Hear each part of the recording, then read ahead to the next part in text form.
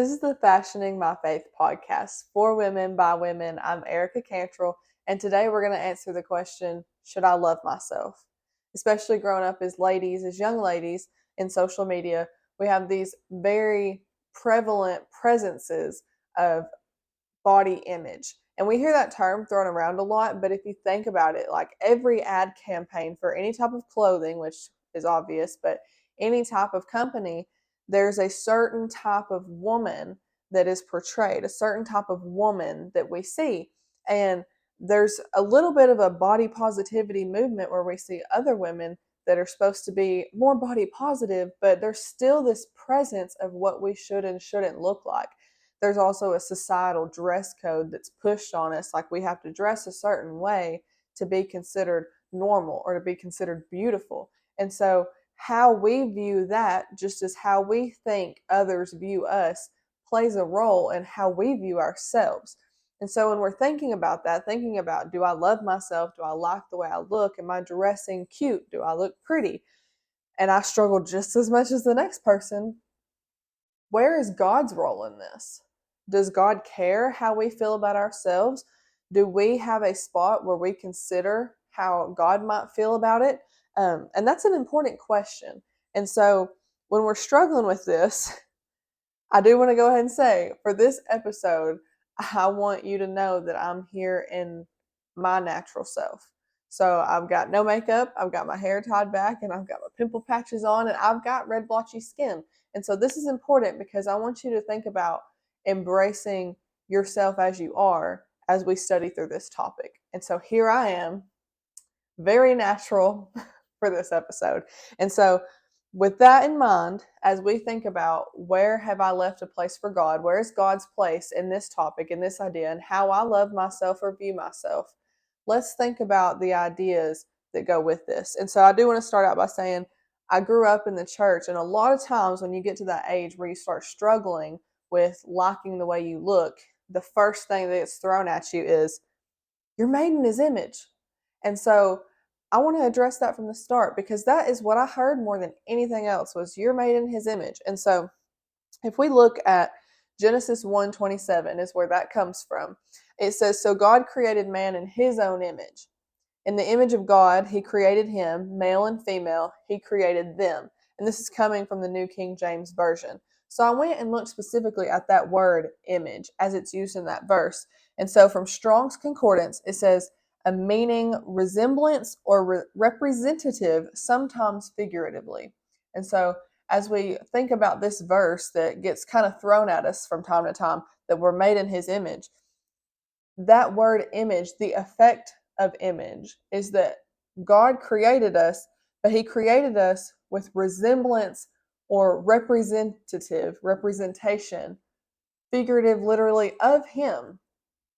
And so while that verse, to me at least, lost some of its value because of how much it was told to me, we need to keep that in mind as we go through this study that we are made in His image. And we do have resemblance and representation of God Himself because He wanted to make us that way. And so we're going to focus first on this idea of God actually creating us. We're going to look at this, and we'll look at two examples later on in the Bible of how we should love ourselves, how we should appreciate ourselves. But let's focus first on the idea that God created us. And so God created me. My parents, when I especially got to a later middle school, around 7th and 8th grade, and then early high school, I had really bad acne. And you can probably see I still have red splotchy areas on my face. And so I'd started getting those really big flare-ups, and I was very self-conscious about it. And I would down myself, and I would hide, and I would spend hours in the bathroom just picking. And sometimes, this sounds awful, but sometimes I would look in the mirror and I'd be like, why do you look like this? Like just almost angry at myself. And I remember my parents sitting me down one night on the couch, and they could tell that I was not appreciating myself the way I should, and I was focused too much on that. But they sat me down and they said, Erica, are you telling God He's wrong? And I just looked at him and I was like, whoa, whoa, that is bold. And they said, no, seriously, are you telling God he's wrong for making you the way that he thought he wanted you to be. And so, as much as that stopped me in my tracks, if you struggle with this, I hope it stops you in your tracks, because that is a correct statement. When we hate ourselves, when we don't appreciate the way we look, even when it's really hard, we have to think about the thought that if we dislike ourselves so much to a point where we're kind of telling God that we think he's wrong for the way he made us, and it's hurtful and it's very serious, but it's true. If I sit here and pick at myself all day long and I look in the mirror and I'm like, why are you like this? I'm discrediting the value that God put in me when he created me. And so let's look at Ephesians 2:10. Ephesians 2:10. Here it tells us from the Bible, for we are his workmanship, created in Christ Jesus for good works, which God prepared beforehand that we should walk in them. Again, from the New King James Version. But we're going to focus on the word workmanship. I wanted to go to Strong's Concordance again to look further at this word where it says a product. It's also translated as thing that is made. The same Greek word for workmanship is translated in the Bible elsewhere as a thing that is made. And so we are this thing God created. And so further, deeper, let's look at Genesis chapter 2. Genesis chapter 2, verse 7, it says, and the Lord God planted a garden eastward in Eden, and there he put the man whom he had formed. And it goes on in verse 22 to talk about him physically taking the rib to form woman, but the key is that he formed. You know, in all the rest of creation, God spoke things into existence, but for man and for woman, he actually took the time to form. It's described as a different process. And so, again, I went to Strong's to look at that word formed, because it's important that he doesn't just speak us into existence. And so that word formed means squeezing into shape. So God, this all-powerful, almighty being, instead of speaking into existence, which we can see every day, has detail to it. He cared so much about us to take the time to form us. And even now, he still forms people. He still forms you and me, just like he formed Adam and Eve. And so we're going to look at we're going to look at 3 verses considering this. Let's go to Isaiah 49. Isaiah 49, verse 5 says, and now the Lord says, who formed me from the womb to be his servant, to bring Jacob back to him, so that Israel is gathered to him, for I shall be glorious in the eyes of the Lord, and my God shall be my strength. Who formed me from the womb to be his servant? He still forms us today. Even when our moms are pregnant with us, when we're in the womb, God is still forming us. He's still paying that close attention to the detail of creating us the way he sees fit. Let's look at Job 33:6. Job 33:6 says, truly I am as your spokesman before God. I also have been formed out of clay. That key phrase for this verse is, I also have been formed out of clay. Again, from the New King James Version, that word formed is the same Greek word as Genesis 2:7 from the beginning of our lesson. And it also refers, a second meaning for that word is especially as a potter would do. And so, like in this verse where it says we're formed out of clay, just as God forms us like a potter. I know there's verses in the Bible, we could go to several, that talks about God being the potter and we are his clay. That's how attentive he is in creating us. He takes the time, I've seen videos, and pottery is a very intricate, delicate mastery. And so the fact that God compares forming us to a potter and clay shows the attention, the time, the amount of focus that he puts into each and every one of us to form us the way that he sees fit. And so, one more further continues on into the attention to form and make us. Psalm 139:14. Psalm 139:14. I will praise you, For I am fearfully and wonderfully made. Marvelous are your works, and that my soul knows very well. I pulled out my t-shirt for this episode because I am fearfully and wonderfully made. And so, just like God formed Adam and Eve, He still to this day forms each and every one of us as He sees fit. And that matters when we think about how much we like ourselves, love ourselves, how we view ourselves. We have to remember God created me. I didn't just poof out however I am. God took the time to create me specifically the way He designs. And so, even a little bit further before we jump into our examples, when we're baptized, there's a role in how God designs us. And so, let's look at Ephesians 4:24. Ephesians 4:24 says, "And that you put on the new man, which was created according to God in true righteousness and holiness." The new man we put on when we're baptized was created. And so, what does created there means? Because we're not being born physically again, but spiritually. In Strong's, created in that verse means to fabricate that is found. To fabricate. Even the spiritual new man we put on when we're baptized is fabricated and created. So, even beyond the physical, when we choose God and we put on Christ, there is a level of creating that goes on spiritually for us from God. And so, every aspect of our life has attention to the detail, to the creation of us. And so, let's go ahead and look at our examples for today. We're going to start out, of course, being a podcast for women. Our first example is going to be a woman in the Bible. We're going to look at Leah. So if you want to turn with me, we have several verses from this chapter, Genesis chapter 29. Genesis chapter 29. We're going to start in verses 16 and 17. We're going to read these and then we'll start pulling our ideas. So verses 16 and 17 of Genesis 29 says, "Now Laban had 2 daughters. The name of the elder was Leah, and the name of the younger was Rachel. Leah's eyes were delicate, but Rachel was beautiful of form and appearance." And so Leah, this female character, immediately when she's introduced, the very first verse of the Bible that mentions her, I'm just going to go ahead and say, bless her heart, she's compared. What a way to be introduced that the first thing about you is being compared, especially to your sister. I can say that. I have an older sister, and it was awful growing up to be compared to one another, whether it would be between ourselves comparing to each other or other people comparing us.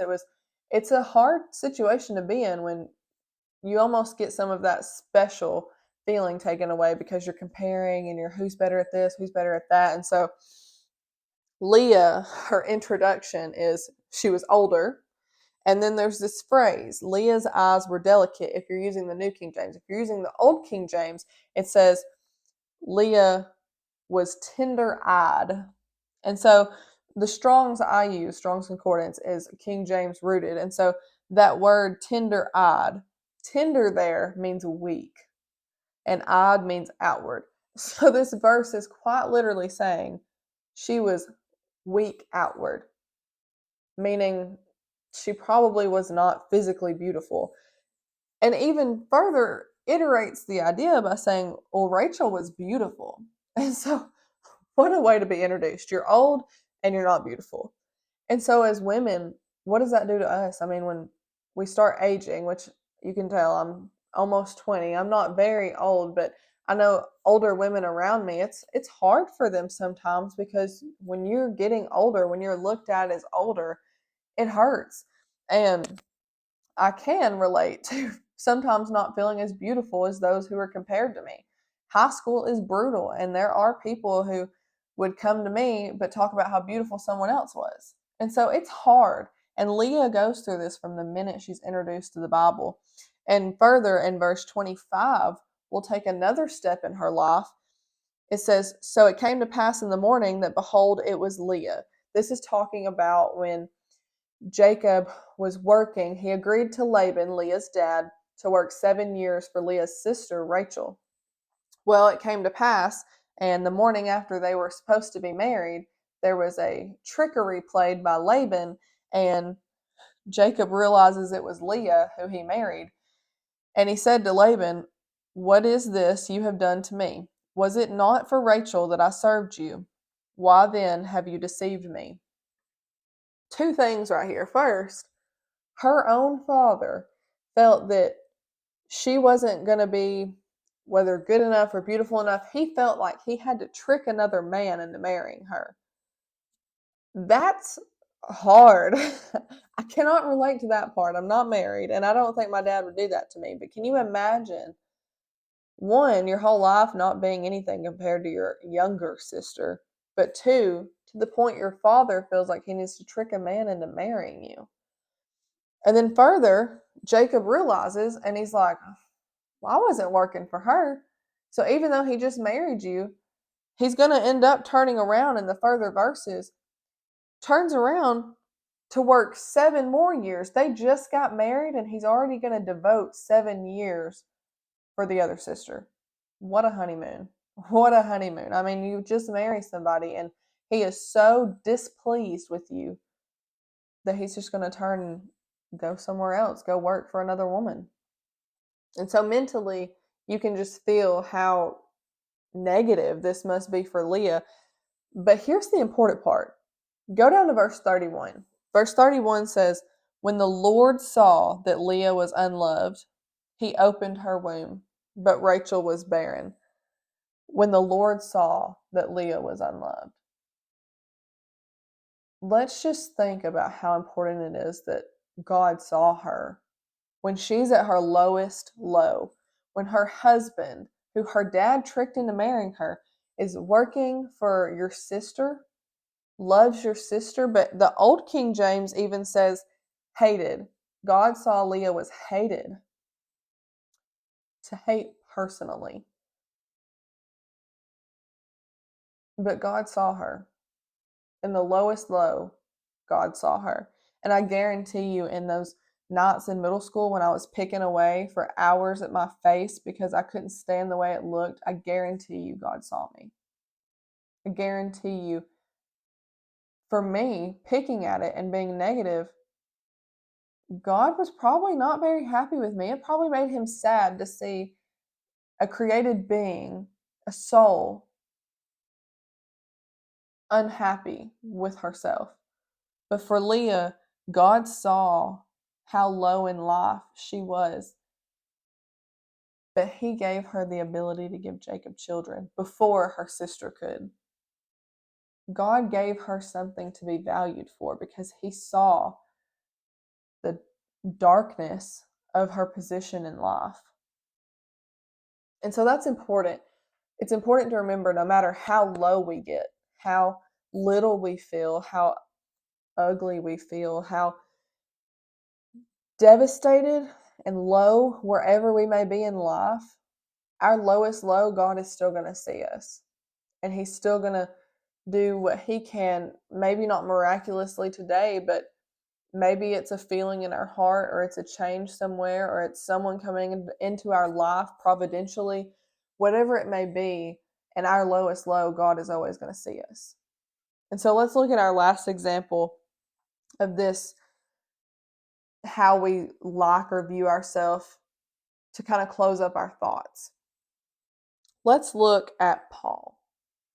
So if you want to look with me at 2 Corinthians 7 through 10, 2 Corinthians chapter 12, 7 through 10, it says, and lest I should be exalted above measure by the abundance of the revelations, a thorn in the flesh was given to me. So Paul has a thorn in the flesh that's been given to him. He says, a messenger of Satan to buffet me, lest I be exalted above measure. Concerning this thing, I pleaded with the Lord 3 times that it might depart from me. I want to iterate the importance that he pleaded 3 times. 3 is often a sense of remembering.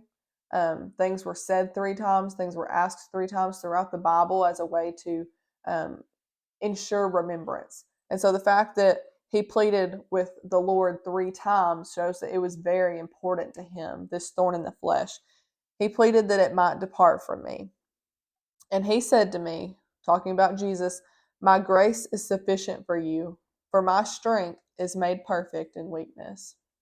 Therefore, most gladly, I will rather boast in my infirmities, that the power of Christ may rest upon me. Therefore, I take pleasure in infirmities, in reproaches and needs and persecutions and distresses for Christ's sake. For when I am weak, then I am strong. Let's break this down. So I broke some of it down as we read, but Jesus says, my strength is made perfect in weakness. Paul says, when I am weak, I am strong. He pleasures in these distresses and these infirmities now after pleading and Jesus saying, my strength is made perfect in weakness. He turns his perspective that all of the negative is a pleasure because it's a pleasure for Christ. And when he's weak, he's strong. A way to think about that today for us is sometimes our biggest insecurities, our biggest weaknesses are the very things that save our soul. I'll give you another example personally. I talked about my acne. Well, I also struggle a lot with sometimes feeling a little heavier on the weight side. In high school, it was a lot worse than it is now, but not talking about my weight. In high school, I would often compare myself to, honestly, girls from my high school they weren't church Christian girls. They weren't people I should be looking at to start with as examples, but they might post pictures in their bikinis on the beach, and I'm sitting there thinking about, should I have eaten that ice cream a half hour ago? Because I started to feel overweight. And not being obese by no means, I downed myself and I degraded myself because I wasn't as thin as other women. But just like Paul says, this was given to him so that he wouldn't be exalted above measure. I truly believe I struggled with that, and a lot of good came from it. Because I was so self-conscious about my weight, I didn't post pictures in bikinis, and I didn't post immodest pictures. I wasn't as tempted to do more immodest things because I was so overly conscious. And while it was a hard and dark time for me, I look back on it now and I'm thankful for it because I got through a time in life when that temptation is at its peak because I was in a low point in life. And I truly think, and this will likely be the case for many of you if you really examine and think about it, our self-consciousness, the very things that we tend to hate about ourselves or dislike about ourselves, will end up being the things that can save our souls. And so let's close it out as far as verses with Philippians 4:11. Philippians 4:11. It says, "Not that I speak in regard to need, for I have learned in whatever state I am to be content." And this is one of my all-time favorite verses because all the things that they went through in the New Testament and the Old Testament, the persecutions, the utter awful things they went through, here it is saying, whatever state I am, to be content. And so if I'm too overweight, if I don't like the way I look, if I'm unhappy in my life, I need to find a positive and I need to learn to be content because it could always be worse. And so, some closing thoughts for you outside of just thinking about God created me and the things I hate about myself might be what's saving my soul. Think about this. I saw this in social media one day. Odds, but what will our tombstone say when we die? I know it's very morbid. I'm 20 years old, so it's kind of odd to say, but what's our tombstone going to say? Is our tombstone going to say, oh, she was beautiful, she had the prettiest hair, she had the nicest shape and figure? What do most tombstones say? Loved, mother, brother, sister. Our tombstone is not going to be about what we look like. We need to learn to value our relationship with God over our relationship with other people, especially worldly people. We need to stop putting so much weight in how others view ourselves and put more weight into how God views us and how valuable we can be to God when we focus on the right things.